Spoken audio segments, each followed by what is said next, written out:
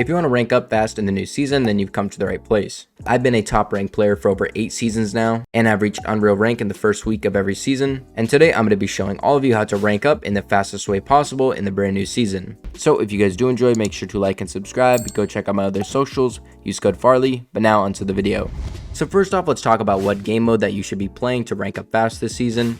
Now the game mode that you need to be playing this season is solos. The reason you want to play solos is because when you get in a fight, each time you get a kill, it's going to count as a team wipe, meaning more points per kill. But if you were to play duos, let's say, you would have to kill both players on that team for it to actually count as a team wipe. Another thing you need to think about is what game mode you're best at, because you may be a terrible solo player, you die off spawn, and you just can't seem to fight as a solo. If that's you, you should probably stick to duos or trios or squads. But at the end of the day, you are going to gain less points because when you play solos, each kill will count as a team wipe. Now that we've covered the best game mode, let's talk about the first and best way that you're going to rank up fast this season, and that is kills. Now obviously every single time you pick up a kill, you're going to get rank points, but what a lot of people don't know is that the rank points you get are determined by the rank of your opponent. So let's say I pick up a kill on a bronze player, it's not going to give me a lot of points. But let's say I pick up the same kill on an Unreal player, I'm going to get way more points for that kill. Also, the amount of points you get per kill is determined by how many people are left in the game. For example, if we were to compare an Offspawn kill versus an Endgame kill, the Endgame kill would count for over 3 times the amount of points of what an Offspawn kill would give you. So that means when you're dropping in from the battle bus in a new rank game, you shouldn't just be prioritizing kills Offspawn and W-king everybody, because you're not going to get a lot of points per kill. Instead, you need to prioritize getting all your mats and loot up, and then get into mid and endgame and then start fighting. Also, not only will you get points per kill, but you're also going to get points for assists. So let's say I get in a fight and then I pump the player, he gets super weak, and then someone comes over and steals my kill. That's okay, because I'm still going to get partial credit for that kill. So don't be discouraged. If you do get your kill stolen, you're still going to get some partial credits for that kill. Also, that means if you see people fighting in the distance and you know you can't kill them, still do some damage and you might get some partial credits for that kill. Moving on now, let's talk about the second and probably the easiest way to gain rank points, and that is through placement points. Now obviously the longer you go in a game, the more points you're going to get. But I understand that getting placement points is a lot easier said than done. Sometimes you win a game and then you go into your next game and then you die off spawn. So my best advice for you when you go into your rank games is to have a plan. So when you're sitting in the bus, look for a low-key drop spot so you don't die off spawn. Also, if you don't want to die off spawn, try avoiding the new POIs so you don't get heavily contested and then die. The next 2 steps to your plan should be to have a optimized loot route so you have the most loot possible, and know where all the best spots to farm mats are so that if you get in a fight off spawn, you have a better chance of winning. Doing this plan going into mid and end game, you're going to be a lot more stacked, which means you're going to place higher. Now every time you jump into a rank game, it's going to be different in some way or another, but it's always going to be broken down into 3 different parts: off spawn, mid game, and end game. So really quickly, let me show you how to play each part of a rank game perfect so that you can reach Unreal rank before all your friends. So first off, if you want to become a god at off spawn and specifically fighting off spawn, you need to learn how to piece control your opponents.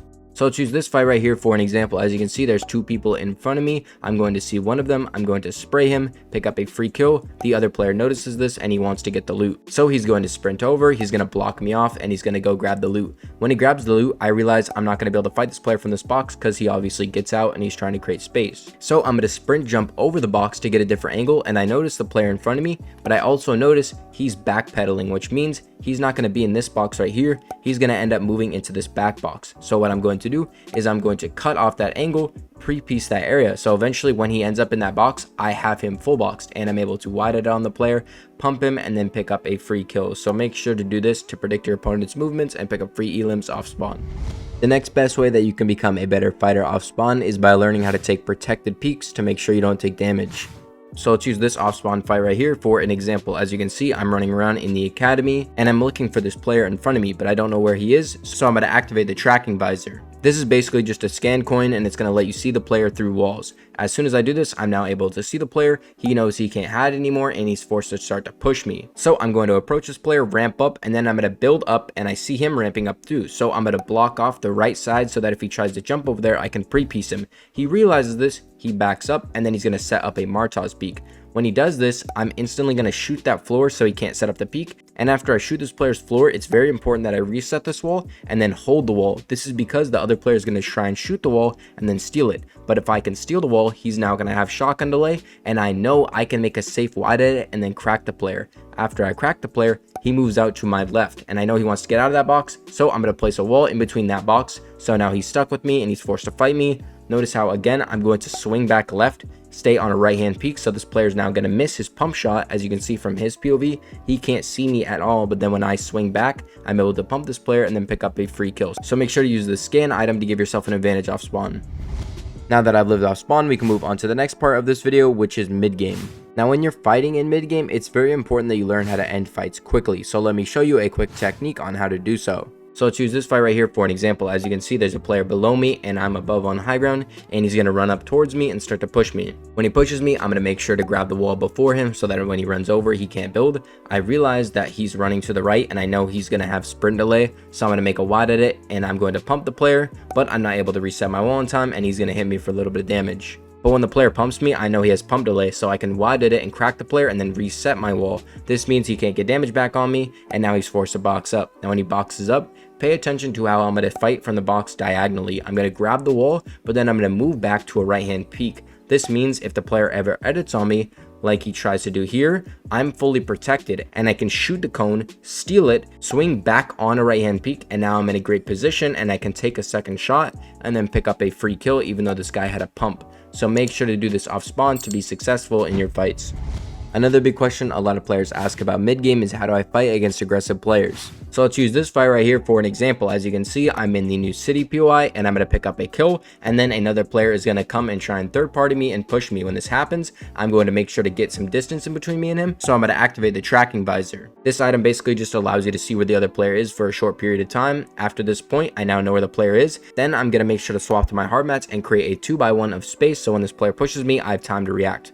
When the player pushes up to my box, I notice he has the new gauntlets out. If you don't know, if you shoot these things at walls, they break the builds. So when this player pulls out his gauntlets, I know he's going to shoot the builds. So all I'm going to do is when the builds break, I'm just going to pre-fire him. This is going to allow me to crack him for 100, replace the wall. Now he has shotgun delay and I can start to push him. Now when this player boxes up again, I'm going to notice something. There's no cone in his box. And when you're a layer lower than the box, what you can do is hold out a cone and you can actually slide a cone into their box. From this point now, I have control of his box, and I'm going to break through the floor, and then I'm going to edit, and then I'm going to shotgun his floor, but the player is able to block me off and back up. But when he backs up, I notice there's no wall in between both of his boxes. So again, what I can do is when I break through the floor, I can slide a wall in between both boxes. This gives me control over his box. I can edit through, shoot his cone because it's weak on HP, and now I have a right hand peak to play from. I can crack the player, chill on the right hand peak again, but the player edits out of the box. But I'm going to make sure all I do from this point is just track the player with my crosshair, because I know he's nervous and he's going to make a bad peek. So all I have to do is wait for this player, and eventually he's going to make a bad edit on me, and then I'm able to pump this player and then pick up a free elimination. So make sure when you're fighting in ranked, you do this so that you can win more fights. Moving on now, let's talk about the final and most important part of this video, and that is endgame and how I win ranked games consistently and how you guys can too. So first things first, if you want to win ranked games this season, you need to have zone priority. Zone priority is basically just choosing and focusing on rotations over fighting. This means you're always going to be in a better position than everyone else, meaning that you're going to win more games. Because at the end of the day, if you're in the better position, you are going to win more games than other players. As you can see in this example right here, this is me right here. There's one more player over there, and then one more player over here. Now eventually the zone's going to close and it's going to pull over here. Now from that position from where I am, I basically just have to get right here in this spot right here. But right before I rotate, I'm going to see this other player rotating and I'm going to start to shoot him. And eventually I'm going to headshot dink this player and I'm going to hit him for about 160 damage. When I get that big hit of damage, I could push the player right now. But if we look at the map from where I am right here, I don't know why it doesn't show my name, but I'm right here and the other player that I cracked is right here. If I don't run to zone now, I'm going to get caught in the back of zone with this player. This guy's going to get in zone and then he's going to hold me back here and he will win the game. So from this position, after I crack this player, this is now the time for me to rotate because that player is weak on HP. Now the best rotation that you can use this season is the new gauntlets. Basically all you're going to do with this rotation item is you're going to 180 while you sprint jump in the air. You're going to turn around and then you're going to shoot the gauntlet. What this is going to do is it's going to send you forward. What you can do from this point is then do it another 2 times, sending you an insane amount of distance, and then you can get in zone. And I can get in before everyone else and build in hard mats and get on high ground. After I get in this position, we can move on to the next way to win ranked games, and that is forcing the last 2 players to fight. When you're in a top 3 situation, if you can force the other 2 players to fight, you can easily third party and grief both of them and come out on top every single time. This is probably the most used strategy that I use in ranked games to give me free wins. So right here, As you can see, since I cracked that player, it forces him down to go fight the other player on low ground, and now they're both forced to fight and get stuck in zone, and eventually I'm able to hold both players. I don't even want the kills here, by the way. I literally just want to hold them and grief them so that they die to zone eventually. And after picking up one kill, the other player is stuck in zone, popping his meds, and eventually those meds are going to run out and he's going to die, giving me a free win. So make sure to win rank games, you have good zone priority and you focus on rotating before fighting, and you force the last two players to fight so that you always win rank games. But that is going to wrap up this video, so if you guys did enjoy, make sure to like and subscribe. I'll be live later today and posting a new meta video later in the week. But with that, I'm out. Peace.